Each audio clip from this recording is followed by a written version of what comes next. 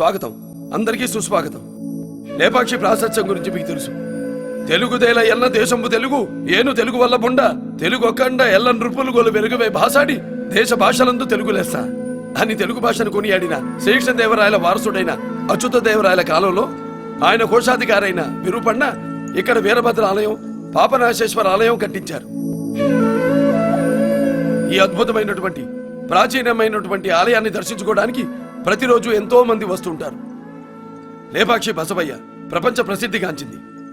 అన్ని ఆలయాల్లోనూ నంది పడుకునుంటుంది, కానీ ఈ ఆలయంలో మాత్రం కదలడానికి సిద్ధంగా ఉన్నట్టుంటుంది.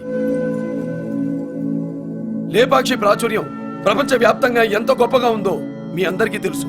దాన్ని ప్రపంచీకరించి టూరిజాన్ని డెవలప్ చేయాలన్న సదుద్దేశంతో ఆంధ్రప్రదేశ్ ప్రభుత్వం హిందూపురం నియోజకవర్గంలో హిందూపురానికి 13 కిలోమీటర్ల దూరంలో ఉన్న లేపాక్షి పుణ్యస్థలంలో ఒక అద్భుతమైన ఉత్సవాన్ని ఒక తెలుగు పండుగలా జరుపుకోవడానికి నిర్ణయించుకుంది.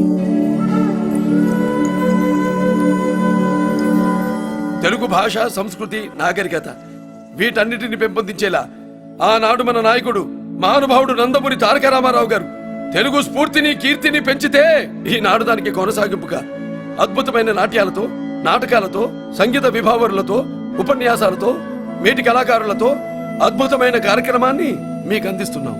2016 ఫిబ్రవరి 27, 28 తేదీన ఈ 2 రోజుల పాటు జరిగే పండుగలో మీరంతా పాల్గొని ఈ లేపాక్షి ఉత్సవాన్ని విజయవంతం చేయాలని కోరుకుంటూ మీ నందమూరి బాలకృష్ణ.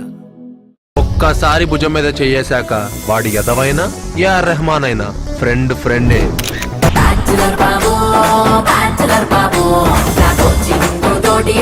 హస్బెండ్ అవుతాము.